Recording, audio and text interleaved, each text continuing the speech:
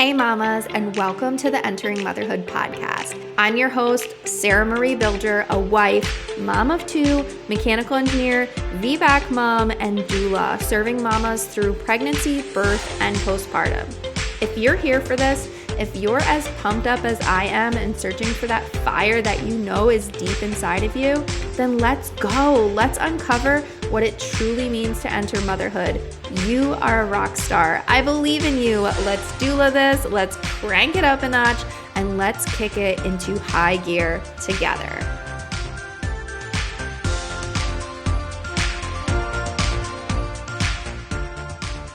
Hey mamas! In this episode, we are talking with Alyson Caffrey about how we can take control of our maternity leave and be more intentional about the time that we're taking off, whether it be from work or just life, everything that goes into taking time off when we are healing in that postpartum period, we get into it. We specifically cover how she helps small business owners along this journey so that they can leave their company for a short period of time without having to shut down anything or feel guilty for leaving, all in that process. And if you're not a business owner and you're listening to this, it still has so much information in this episode, and it is such a good conversation because you can apply what we talk about here to help structure how your maternity leave is going to look and really get those gears moving of what that time period is going to look like.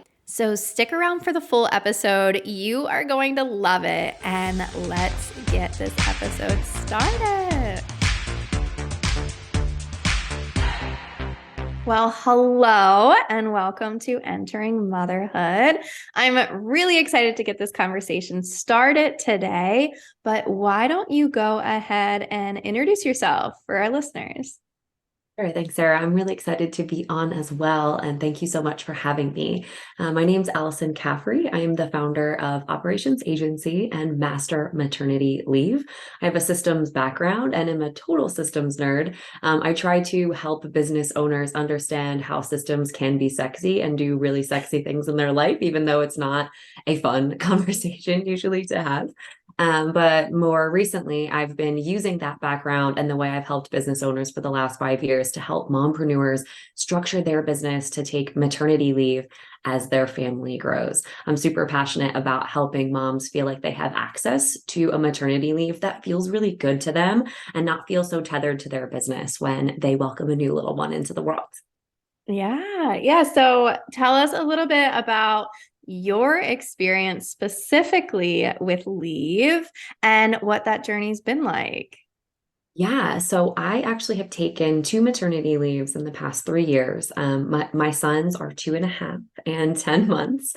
So I've done this very recently and very quickly back to back. So I felt like I needed to learn really quickly because my first leave, I was kind of obsessed with pressing pause and taking time and doing all the things that I quote unquote should do. And unfortunately, I fell back on old habits in the hospital. The first day that my son was born, I was answering emails and taking calls for my team just from my hospital bed. And it felt like I was not relishing in that time. I felt really guilty. I felt like a bad mom. I was like, is this how I'm starting off my motherhood journey, by working with my son literally laying in my lap? And that was a really interesting pivotal moment for me. Looking back, I don't think I realized it as much at the time, but looking back, planning for my second leave, I was like, there really is nothing wrong with that. It's just, is that what I felt like I really wanted to be doing in that moment? And so I started thinking, I need a plan. Like I need to create these boundaries for myself and create these opportunities for myself to be able to thrive during my leave. Now, as I progressed through my first leave with my first son, again, I was really, really obsessed with like not doing anything related to the business. I really wanted to not do anything, but I wasn't exactly sure what that looked like. And so it left me feeling really confused about what to do with my free time. I felt really reactive to my schedule. I felt like my son was running the show, which transparently probably feels that way for a lot of moms and frequently did in my second leave too. But I felt like I was constantly reacting. I felt like I was pretty much just a slave to whatever it was my son decided to do for the day. And I didn't have very much intentionality on how I was serving my business or how I was serving my personal, excitements about life. It was hard for me to work out. It was hard for me to eat right. And so I felt like without that plan, I was kind of just floundering. And so again, it took me a little while. And so my second leave, we had the craziest experience ever. We moved, we bought a house that needed complete and utter renovation. And let me back up. We moved from Tennessee to Pennsylvania. So we did like almost a half a country move when I was pregnant with my second son. And I remember just needing structure so badly at that time. So I created, a really solid way for me to plan, which just bonked me over the head is exactly what I had been doing for my clients over in my regular business day to day. I was just helping me do it for myself, specifically related to leave. So I went through a really solid planning process and was able to take a really good leave with my son, one that I felt really comfortable with. And I felt like I could make decisions based on what I really wanted and what I felt like was going to nourish me. Because I love my business and I don't want to completely shut it down for 12 weeks or 8 weeks or whatever the kind of standard is there. And I really wanted to be able to interact in a really productive way with my business to be able to contribute to it while I was out. Yeah, I think, that's something that a lot of us probably think about, are running a business or having a business or, working in some capacity. And then we get pregnant and we're like, how are we going to maintain this while also taking that time to bond with baby, stay with baby, be able to do the things that you want to do or you feel maybe pressured to do. And so being able to distinguish between those things and really get clear on what you want and how you want it to be structured can be very overwhelming, but very beneficial. So, like you were doing this kind of on your own, like really just like systemizing this and planning it out and working it out. Like, were you kind of like, how is this not out there? Like, how do more people do this? Like, what are other people doing? Like, what have you found along your course to really make the most of it all? Yeah, I think honestly, when I was pregnant with my first son, I remember looking for entrepreneur maternity leave information. And I remember thinking to myself, like, this has to be easier, but there is nothing really out there. And I think in terms of like the planning and all of that stuff, right? You can surely take a look at, how to care for a baby, how to care for you. There's lots of stuff there, to nourish the mom as the individual, right? But I think nourishing the mom as the business owner, a lot is made to feel guilty, at least in my experience, right? Like you're supposed to take this Parisian maternity leave and like be with your baby, and like La Leche League will make you feel like you need to just have your boobs out 24/7 and like you have to exclusively breastfeed for a year. And I felt like while the information that I was getting on specific subjects related to caring for my son was great, it was a lot of evangelical, well, you should do it this way, or you should do it that way.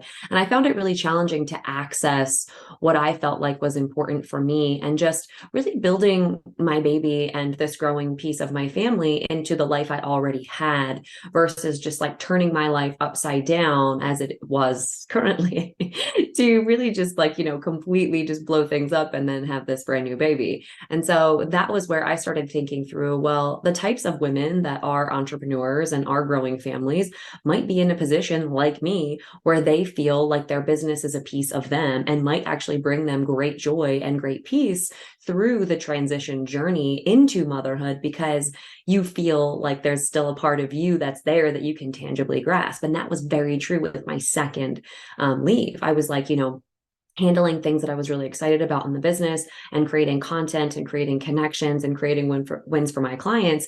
And I wasn't bogged down in some of the administrative load that was happening in my business that would at times transparently frustrate me and was a little bit challenging. And so what I did was I made a lot of systems and processes around some of those things. I set up automations and I empowered my team, and I created some central location for folks to feel really comfortable taking some of that stuff off my plate.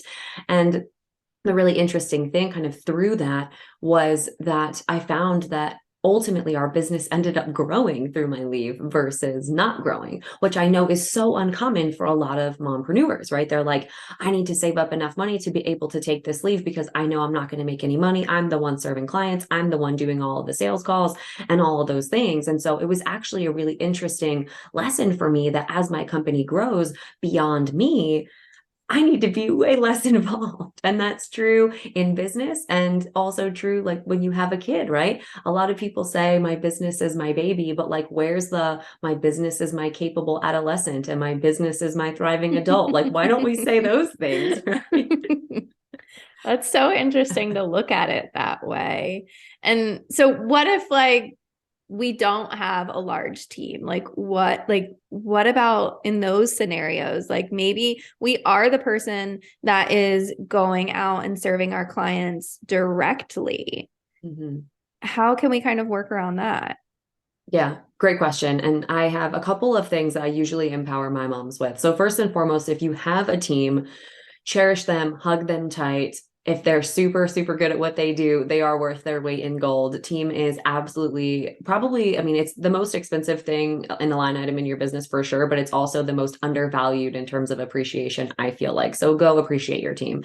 If you don't have a team, there are a couple of things you can do. First is I'm a huge fan of automating things, especially administrative tasks, right? If you find yourself doing data entry or updating your projects manually and all of those things, there is an amazing tool called Zapier. It's super intuitive and it basically just makes two pieces of tech talk that didn't used to talk.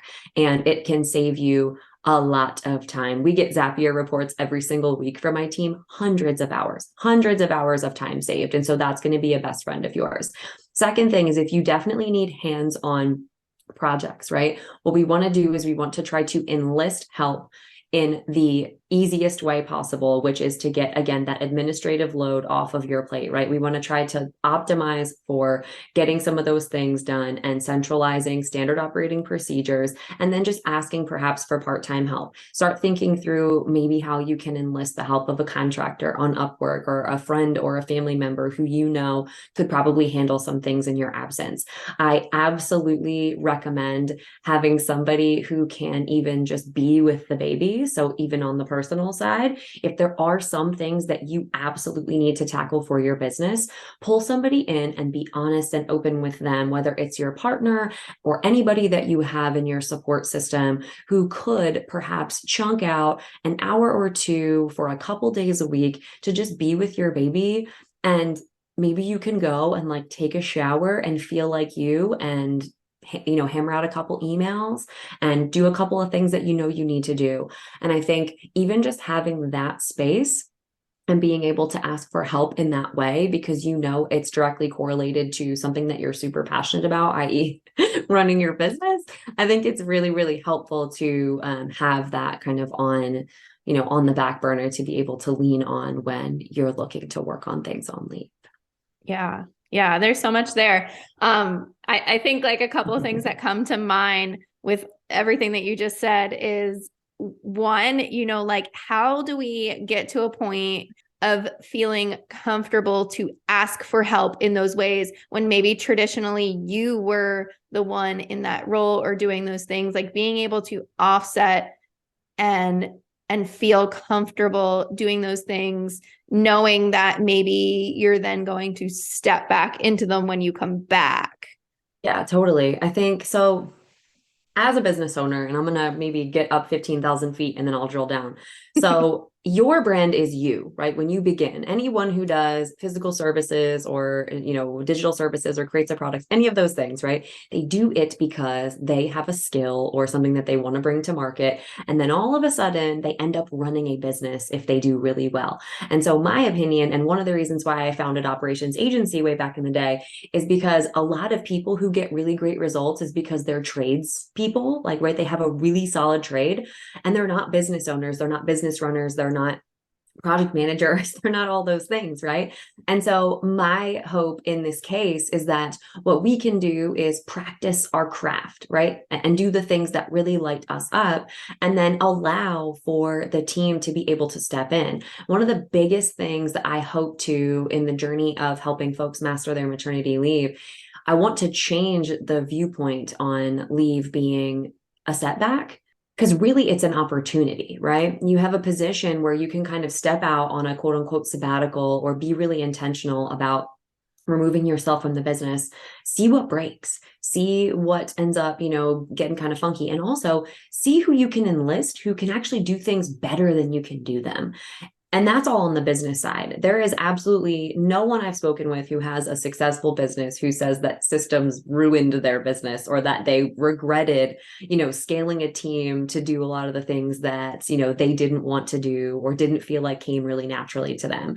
So I think that as a business owner, it is really mentally challenging to separate ourselves from our brand. But the earlier we can standardize some of the ways that we operate and get that into the hands of some team members, the easier it'll be overall for you to just ascend in the business as well, right? Into those director level and C-suite level seats in the business. And traditionally speaking, I've seen delegation go really wrong in business and in life. So we'll talk about the mom stuff in a second. But in business and in life, theoretically, I've seen this go poorly when we decide to delegate something, but then do not craft a new job description that's more meaningful for ourselves. Meaning, if I delegate cleaning my house, I'm saying that I'm now going to take this time and give it back to Alyson, and I'm going to take this time and give it to somebody else. Now, what am I doing with that time? We forget that piece. We forget to redefine what impact we're going to use that new time for. And that's where I find people falling back on old habits. They get back into their project management tool. They jump back in and do the house cleaning, or they're like, ooh, I'm going to save this money or whatever it's going to be. And they start doubting why they even offloaded it in the first place. And so if we can sequentially delegate something and then redescribe in our life what we're going to use that new time for and what our new job description is, then we are bought into the fact that the time that we are spending away from our kids or away from our business is actually going to help us propel forward versus falling back on some of those things that we really wanted to get off our plates. And the same is true with motherhood, right? We're in a position where we might need to have somebody help us with walks or feedings or, hanging out during nap time and doing all the things right around the house. And really what we need to just enlist in is I'm going to go help somebody instead, right? I'm going to be with my baby later, but right now I'm going to ask my neighbor to come over and hang out with my kiddos so that I can do the super cool podcast interview and try to help a mom who might be struggling through something like this. And so I really think that the more we can stay in the impactful lane of our work and do things that really energize us, the more we are actually willing to part with our children, and not in a negative way, right? Because I'm not going to never see my kids again because I love doing podcast interviews so much. But the time I spend away from them, I'm energized leaving. So my kids don't see me leaving and being like, oh, I have to go to work or I have to do this, right? And then when I come back to them, I'm super excited to see them and energized because I'm doing something that I love. And so they see my interaction with work and, in and out through life that way. And so it's really, really fun, I think, to think through that and what could be possible for you at home too. Hey mamas, just wanted to take a second to talk about Postpartum University. Some of you are already familiar with them, but specifically for this episode, I wanted to mention it because if you're struggling with meal planning or prepping or looking for help in this specific area, they offer a 6-week nutrient-dense meal plan with recipes, herbs, supplements, and so much more. It is designed specifically for the unique digestive needs of mothers, with an emphasis on replenishing and absorbing nutrients so that you can experience less brain fog, more energy, and hormone balance faster and with ease. So I will leave a link in the show notes for you to check that out, and let's get back to the episode.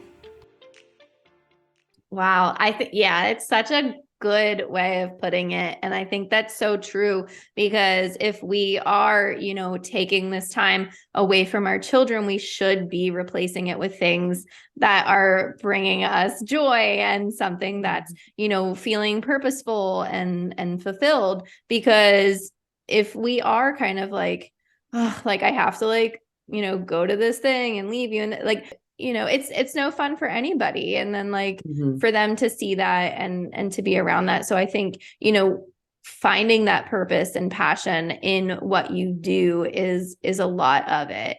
So another thing that popped up with everything here is, when do we start planning? Great And question. how long does the planning process take? And when is a typical leave? How much are we completely, detaching from work and then going back? And I'm sure it's, different for everybody, but in general, what's, I guess, a good outline of expected time?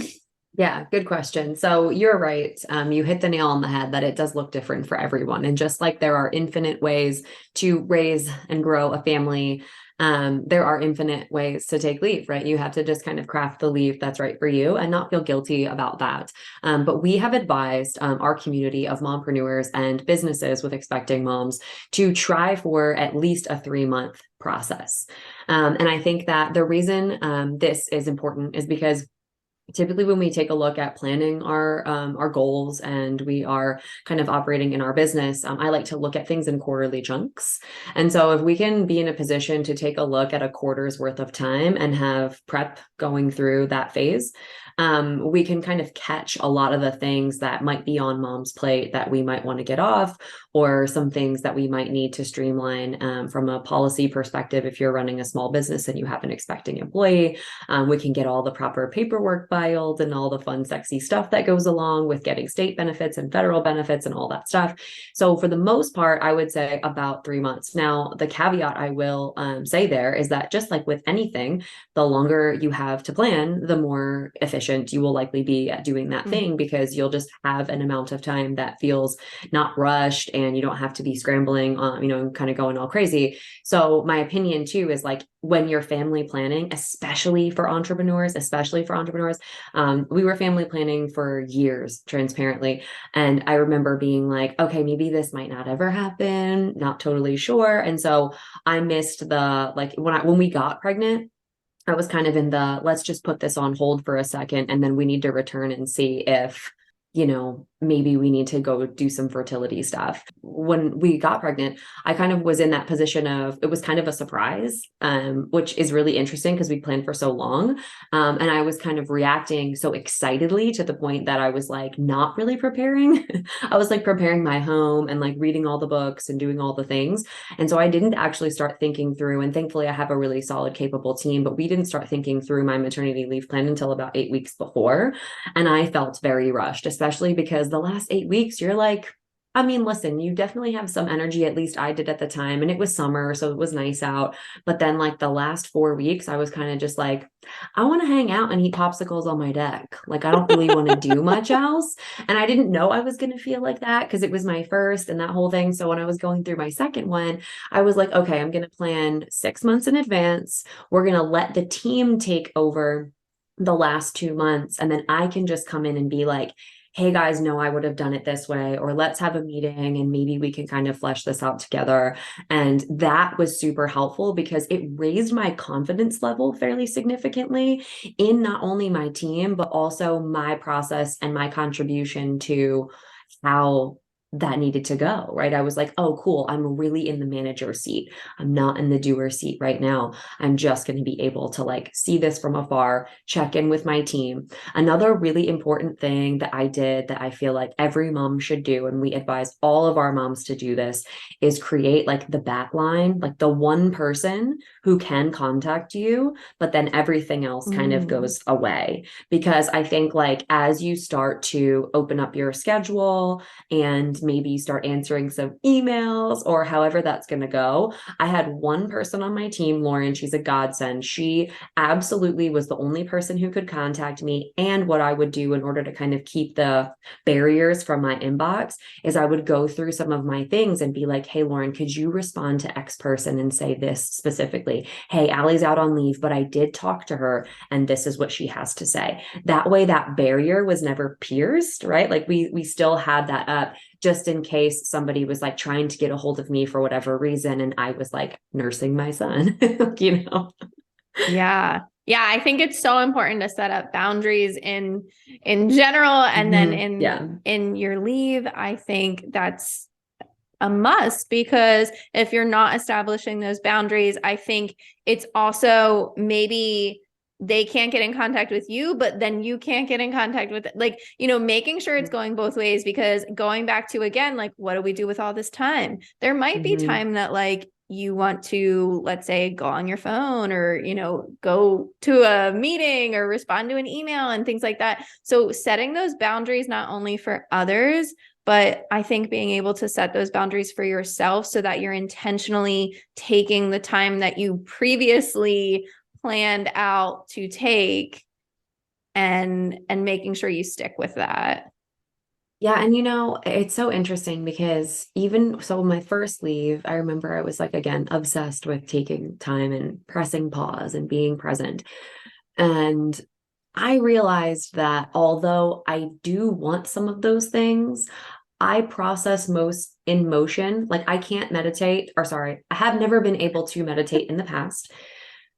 I find meditation comes to me when I'm running. Like my mind Mm. clears and my heart rate is high and I'll be, running down the road and it just feels very peaceful and my body is rhythmic and the whole thing is happening. And so I find that I process best in motion. Versus sitting still. That's when like all the thoughts pour in and I'm like, I should be doing this, or this person said that, or let me research this one thing. And so I am a fact finder by nature, and I'm constantly reading and constantly like trying to wrap my head around certain concepts.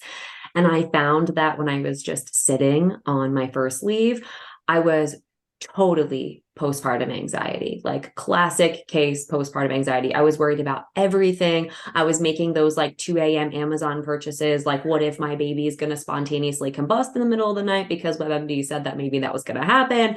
And so I was just like totally obsessed because I had no outlet to like pour all this other energy into like my emotion, right? I couldn't find peace on this end because I wasn't moving over here. And so I realized that with my other leave. And I remember talking to my husband about this because, again, postpartum anxiety was happening. I was getting angry, like lashing out. And he was like, hey, how can we not have this happen next time? I really want to help you through this. And I was like, thanks. Like, let's explore some ways that this might happen. So, like, my non negotiables on my leave, which I highly suggest that you set these up with your partner or any person in your support system, is like, what are your non-negotiables on leave, right? Like for me, I have to shower and I have to eat. Those are the two things. Like if I don't shower, I feel super gross and I just don't like it, especially because you have like all those things that you have to take care of postpartum, right? You just feel like a walking wound sometimes. And it's like really scary because especially for your first one, you're like, is this supposed to be happening? Like what's going on? Like the bleeding came back or whatever it is going to be happening there. And so really just spending some time to like slowly shower and not feel like I have to drench myself in a fire hose and then get back to my baby. Like the first couple of weeks with my son were like that. And he didn't want dad. He just wanted mom. And I would hear him crying and I'd be in the shower and I'd be all anxious.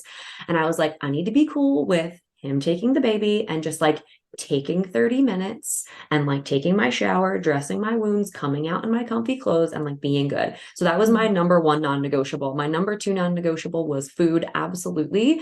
And I know it sounds very baseline, but I have never been in a position where I've regretted getting as much sleep as possible, drinking as much water as possible, and eating nourishing whole foods. Like, it's so underrated and everybody knows they should be doing it, but I absolutely make better decisions when I eat better food and when I'm full. I'm not as quick to anger. I am absolutely happier, all those things. And so even just getting back to the fundamentals, like I need to shower and have a second and decompress. And I need to have access to healthy whole foods at the drop of a hat. And so a lot of the planning that I did for my second leave with my husband was I was like, we need to have like healthy snacks, healthy meals prepared. Cause I mean, he's not sleeping either. Let's just be totally honest, right? I think we need to give partners some snaps here because they go through it with us, but they don't get half the credit they deserve, I think. And like, he was so supportive, made lots of meals for me. And so those are my two non-negotiables. And transparently, they changed the way my second leave went down. So as intentional as well as you can be about some of those non-negotiables on the personal side, treat them as if you have meetings. Like, really though, treat them as if like, hey, listen, I mean, you don't have to schedule them in. It's not at 9:05 or 9:15. You're going to go upstairs and take your shower, but sometime mid-morning, honey, could you take the baby, please, so that I could go have my 30 minutes to just like get centered and clean. Yeah. Yeah. I think, that's huge just in general with any motherhood journey, and to be able to have that awareness to know what your non-negotiables are and what you need to get out of that really like funk, like survival mode, like really just kind of like kick yourself into a new perspective of like, okay, I'm ready to show up in this role. And knowing what those things are, even as basic, like you said, like as they could be, like they could be one thing, like just I need to shower. I need to shower like every day, or I need to sit in the tub, whatever that is, and knowing what it is for yourself, because you can read, all the self-help books, you can listen to this, you can be like, oh, okay, all I need to do is shower, but that might not be your thing.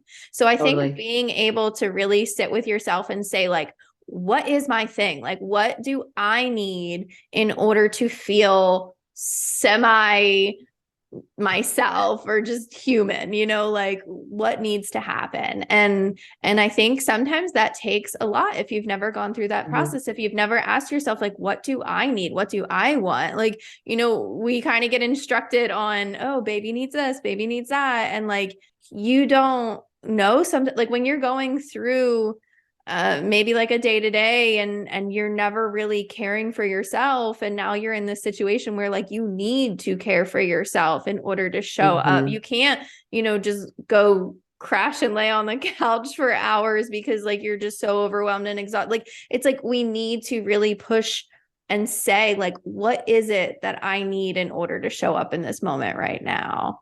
And so I give you credit for being able to, even with your first, like say like, how can we make this better? Like, what is going on here? Like, what do I need? And having that awareness is something that I think a lot of us might not even realize that we need.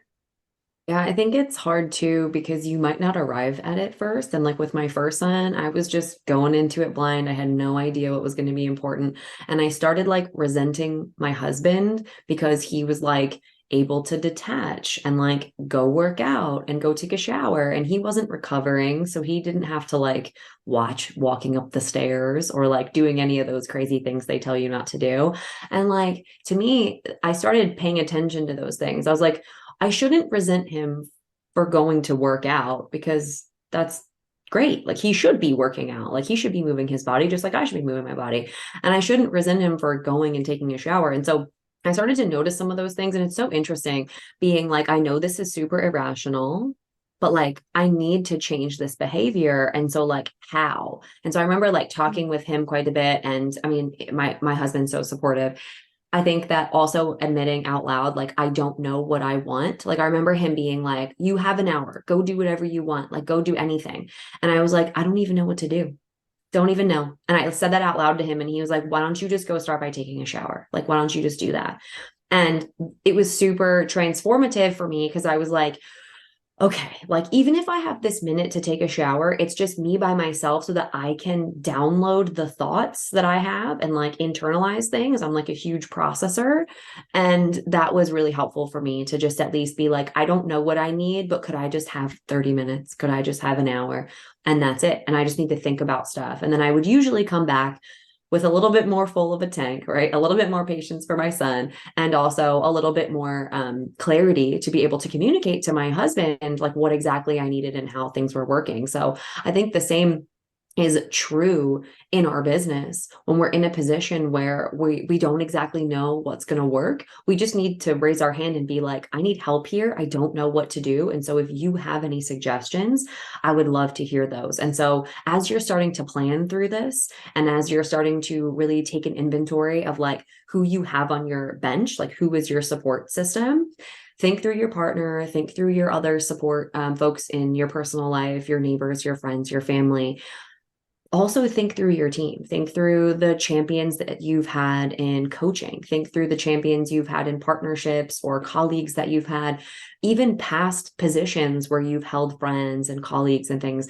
Maybe they had somebody on their team who just recently taken leave, or maybe they have somebody in their business who had taken leave, or maybe you have another mompreneur friend who has done this in the past or helped an employee do this in the past. It's incredible when you start to ask for very specific help in your network, how many people are willing to come in and meet with you and help you. So I think that even just admitting like, hey, listen, I don't know what this is going to look like. Has anybody ever taken leave? Just pull your community and be like, hey, look, would love to see how this might have worked for some of you.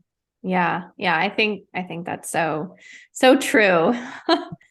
But yeah, I think, circling back around to, taking that leave, like what would you say maybe are the top three things that you want to include in that plan?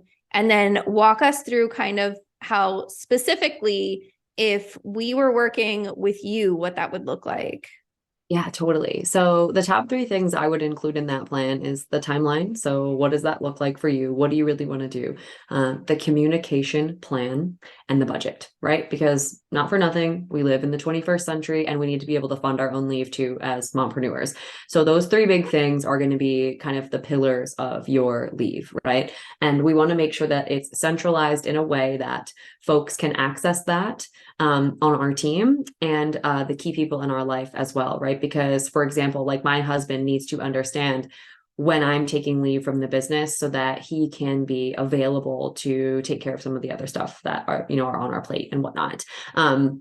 So super, super important there. Additionally, one of the biggest things that I do when I work with folks through this process one-on-one is I take them through my 4-phase framework. And so what that looks like at a high level is first and foremost, we identify the plan itself. So we'll make the key plan. We'll take a look at what team members need to have which roles, basically in the plan. And we'll identify as well what tasks or what things currently live on mom's plate that need to be redistributed. From there, we go into the auditing phase. So we'll take a look at, all right, cool. We've got all these tasks that we're ready to get off of mom's plate so that she can take the leave that she's outlined. Do we have things that can even help people through that process? Is somebody trained enough to do that? Is somebody centralized, in a project management tool to be able to kind of check the boxes to go through this? Do we have processes and procedures in place to be able to teach or show somebody how to go through this thing? And so we'll take a look at what the business has and centralize some of those assets for them. The next phase is the creation phase. So we roll our sleeves up and we get our hands dirty. I have a full service operations business behind me. And so a lot of times what we do with our clients is we help create that clarity for them. We're like, cool, we'll write your procedures and we'll centralize your project management and we'll make your team training with you.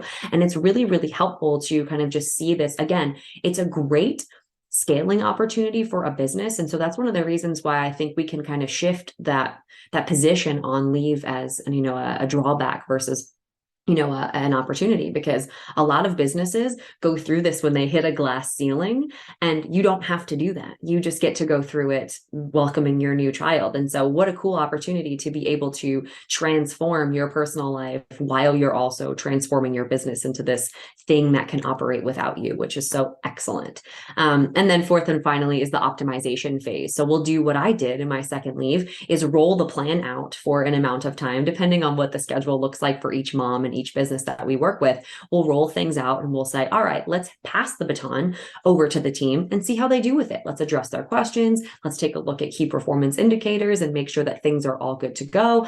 And then mom can feel super duper comfortable going out on leave, whether she is a mompreneur, right, and leaving things in capable hands with team members, or if she's a mom on a team in a business who may just have felt guilty before, but now she knows that the team members are all comfortable with their workload. The manager is exactly understanding what's expected and all of those things, and she can go out and have a really nice leave.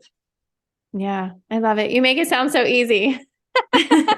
Surely it's like Russian. I say this all the time. Like operations creation, it's like Russian nesting dolls. So you like pop something open and then there's like a smaller thing inside and you just kind of keep going. It's like seemingly endless. But I think if we can stay at a high level and say, okay, these are the things that absolutely make the business run, that we need to transfer knowledge over to somebody else and create like a centralized Google for our business, meaning somebody can come and be like, how do I send an invoice to a client? They get an answer, they get a checklist. That is frictionless. That's a way that you can grow something outside of yourself. And in any capacity where you're running a business, it's really, really, really valuable to create some of the structure behind the scenes. Because even when we start talking about acquisition, which I've planned and prepped so many businesses for acquisition, the second most valuable thing that folks look at besides cash flow is operations. They want to know that if somebody else takes over at the helm of the business, that they can lead a team to delivering the things that need to be delivered. And that's pretty much what we're doing here is we're just making sure that you have an asset that can function outside of you. Yeah, I love it. I love it. So how can we find you? How can we get in contact with you, reach you? Where are you at? Where do you hang out? What's all going on there? Everywhere. No, mostly at home, transparently. I love hanging out at home, but on the webs and all the places to find some really valuable content, I'm at mastermaternityleave.com. There's a free checklist there if you want to snag it and start to plan your leave if you're an expecting mom listening to the show. I am on Instagram, on Facebook, and on LinkedIn. You can always follow me, Alyson Caffrey. And other than that, yeah, again, super accessible for the most part on the webs, but mostly homebody. Awesome. Yeah. So, for anybody that really enjoyed this conversation is like, I want to know more, I will put all of that in the show notes and make sure that they can get in contact with you. I feel super pumped up and really kind of like, why didn't I have this? But honestly, you're not the first person to say, but they always say it's never too late to begin something. So I think all the moms that I could have helped in the past, hopefully will be champions for future moms that I can help through this process. I think it's so important, the work that you're doing and to really have somebody to guide them through that journey of being able to set the system up. And like you said, like it can be something that will be utilized even outside of maternity leave to, offset tasks or set up a system. So there's so much there. Yeah, I'm so excited. I really feel like this is going to be my life's most impactful work. I'm excited. I mean, other than being a mom probably, but this is very exciting to me. Do you have anything else that you want to add with, your business and maternity leave, or even outside of that, just motherhood in general, giving some words of wisdom to other mothers? I've learned being a mom for the very short time that I have been a mom is that intuition is very, very frequently overlooked. And whatever it is that you believe and whatever you want to call it, it's there. And there's no doubt in my mind that it's there. And follow it, make sure that you're true to it, and know that life gives you opportunities to go through hard times because life, intuition, spiritual world, whatever it is for you, wants to make sure that you're ready for all the gifts on the other side. So try to think about some of the challenges that you're moving through in that way, is that you're just being primed for the next best level, the next gift that's ahead, and follow your intuition through that, follow the path. And you'll be a wonderful mama. Probably already are. You just don't know it yet. I love that. I love that. That's such a good way to end it. So thank you. Thank you so much for, coming and sharing your knowledge and being here. Thank you so much, Sarah. I had a blast. I appreciate you having me. Aw. Thank you, mamas, so much for listening. Remember, you are a rock star. I believe in you. Let's doula this. Let's crank it up a notch and let's kick it into high gear together. Hit that subscribe button, share this episode with a friend, message me, email me, call me, beat me. You know how to reach me. We're doing this, mamas. I am so excited to catch you here next week. This is your one-stop go-to place for helping you find the resources you need to make the best choices for you and your family during pregnancy, birth, and most importantly, postpartum. See you later, mamas.